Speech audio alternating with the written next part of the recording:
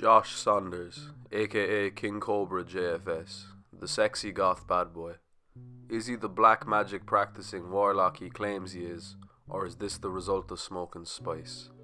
In this series, I will tell you all you need to know about Mr. Saunders, how he got to where he is now, and all the other Casper, Wyoming characters that make up the Cobraverse. This is the story of KingCobraJFS. The year is now 2019 and Josh is riding high, making wands for his business Cobra Craft Wands. While his wands are going up and up, the quality of his videos begin going down and down at this time. He begins making videos of him waffling for hours about gender relations and gender dynamics, usually reacting to super basic bitch, center-right political YouTubers. Most of these videos were titled Chillin' or Pipe Thoughts, so they all kind of blend in together because they are all pretty much the same thing. In summer of 2019, Josh attempts to cut his hair but isn't successful in doing so, and this results in him shaving his head so it can grow back thicker and fuller. In late August of 2019, Josh is on stream eating a meal from Taco Time when suddenly someone starts aggressively banging on Josh's door. When Josh answers the door, the local police are there and begin swarming Josh's apartment. This was because someone had contacted them impersonating Josh and claims he was going to shoot his wife and kids. Following this malicious swatting prank, Josh ended up in his local news, where the news article written about him described that he was childless, single, and living alone. Now that's what's up. This also resulted in Josh getting a shout out from To Catch a Predator's Chris Hansen, and for some reason Josh thought that Chris Hansen was now going to be working on the case of his swatting, which was also hilarious.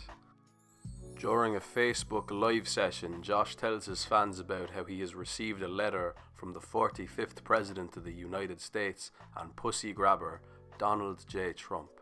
He reads the letter aloud, where he is praised for using his dark magic to defeat ISIS. It took a while, but viewers did manage to convince Josh that the letter was fake, and then he proceeded to rip it up, but then they convinced him that it was real, but by that point the damage was done, and Donny J's letter was gone. In 2020, Josh goes live to let his viewers know that he got banned from one of his favourite drinking spots, the CY Bar. Although he was only 2 pitchers and 1 mixed drink deep, he claims that the bartender cut him off. Josh then made a scene by sarcastically walking in a straight line to prove he was sober. Upon seeing this, the bartender asked him to leave. Josh claims that while he was mounting his badass bike, the bartender yelled at him, calling him an asshole. Sounds like a scene from the shittest Clint Eastwood movie of all time. This makes several of Josh's trolls curious, so they decide to call the CY Bar to investigate, which only makes things worse. After making his grand return to the bar one last time and being kicked out again, he decided to call the manager of the bar live on air. Josh abandons his claim that the bartender referred to him as an asshole, but the manager isn't hearing it and sides with his staff, so Josh stays banned from the bar. Josh has not been seen there since. See you later, Space Cowboy. In the late summer of 2020, a person named Chaz begins talking to Josh on social media about how he works in Hollywood and wants to find him voice actor work. This man for a couple of weeks became the Saul Goodman to Josh's Walter White, and Josh was delighted with himself and his burgeoning career in voice acting. Josh begins burning bridges with any fan that begins to doubt the authenticity of Chaz. Then, less than a month later, it's revealed Chaz is just some failed comedian, and instead of admitting he was wrong, Josh just says he walked away from his arrangement with Chaz. In autumn of 2020, Josh announces he's getting eye surgery to fix his cataracts and lazy eye. Josh then uploads a video the morning after his surgery with a bandage over his eye and large UV sunglasses. After returning home from his surgery, he continues to live his life the exact same way as he did before the surgery and completely ignored any of the doctor's follow-up care recommendations. Sometimes Josh wears the glasses, but it's only for goth, aesthetic purposes. Due to his refusal to take aftercare instructions, Josh's eye turns blood red, causes even more problems for him, and over time his lazy eye returns wonkier than ever. In late October of 2020, Josh receives news that he is being evicted from his apartment at the time, aka the original Cobra's lair, somewhere he was living at for 10 years. He's informed by his dad Clint about this, and he has reportedly caused $6,000 worth of damage. He has also rendered the apartment above his completely unrentable due to Josh's excessive smoking and spray painting while making his wands. Although at first Josh is shook by all this, he eventually deflects the blame in usual Josh fashion by referencing TV interviews given by management regarding their pandemic eviction moratorium. See, what Josh doesn't realise is that this covers evictions for non-payment, not evictions for property damage and health risks and all the other boglum shit he was doing. Following this, it was the usual malarkey for Josh. He dressed up as the Green Phantom for Halloween. If you don't know about the Green Phantom, by the way, it's a costume Josh wears every Halloween involving a cloak and a spooky white mask. My favourite thing about when Josh dresses up as the Green Phantom is when he says red wine, in reference to The Shining. Obviously the line in The Shining is red rum, but Josh has no fucking idea. In late 2020, Josh announces that he has successfully secured a new apartment for $600 a month. In an effort to repair damages and save money, Josh's father, Clint, helps Josh clean his old apartment. Cleaning begins in mid-November but doesn't officially end until December 23rd. Josh hates this, so this leads to videos of him eating fast food in his toilet while Clint paints in the background. Keeping in mind, all of this was a couple of months before Josh's 30th birthday. This is how 2020 ended for Josh, which brings us into 2021. 2021 was easily one of the most boring years for King Cobra fans and trolls alike. The year mainly consisted of Josh drinking too much, doing hour-long rants about gender equality and whatnot, and just other average boglum activities. There's only a few highlights for me regarding KingCobraJFS in 2021.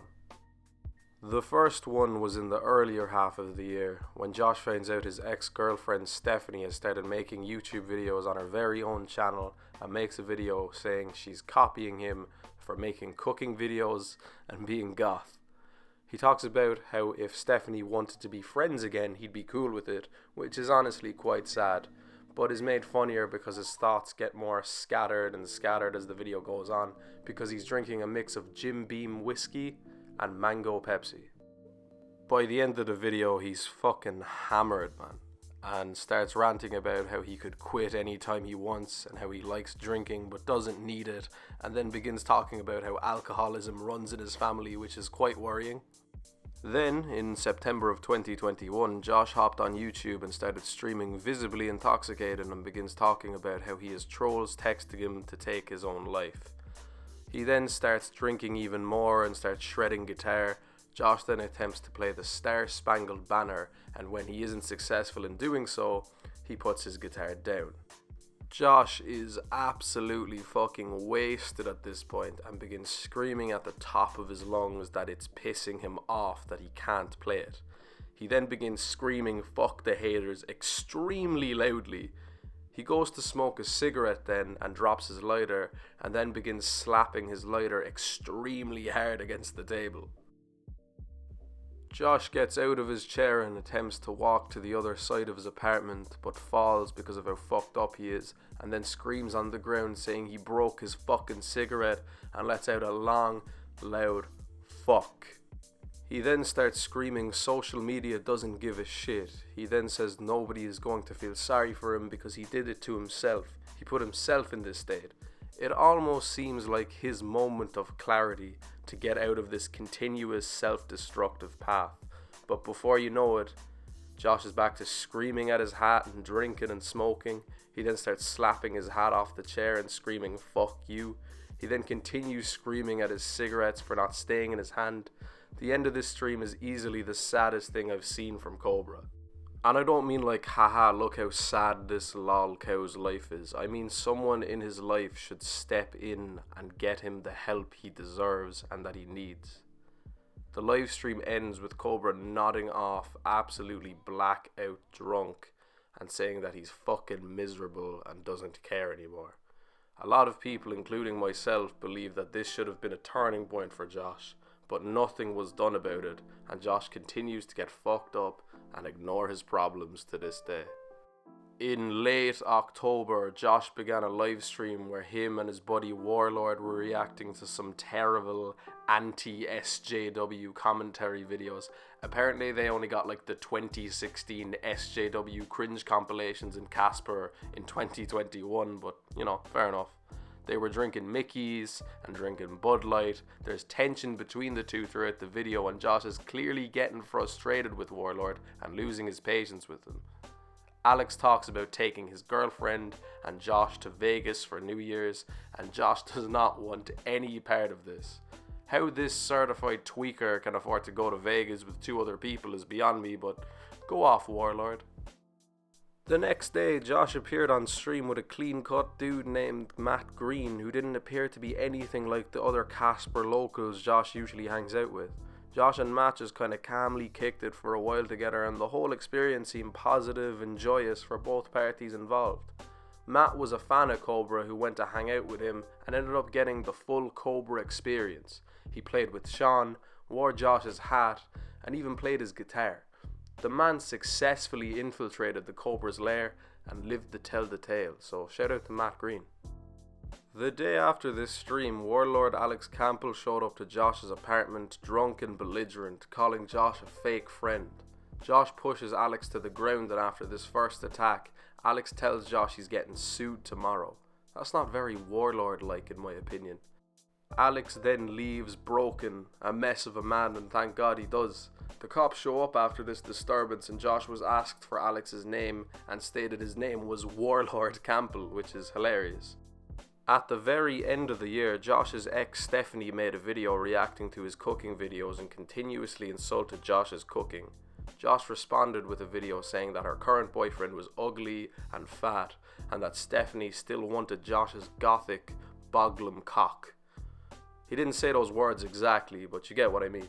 All of this made for a pretty pathetic looking move from Josh, and that is how he chose to close out 2021, which brings us to right now, 2022.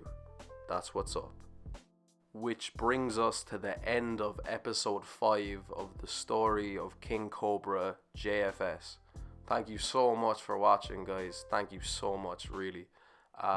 This is probably going to be the last episode for a while because, there's not that much to talk about for a while. We gotta wait for more Cobra lore to be created, to develop, for more stories of Josh to happen before we continue to tell his story. You get me? So, yeah, I'm still gonna be making King Cobra related stuff, and I'm still just gonna be making other videos if you enjoy my stuff. So I'd appreciate if you check that out, and if you haven't subscribed already, I'd appreciate that too.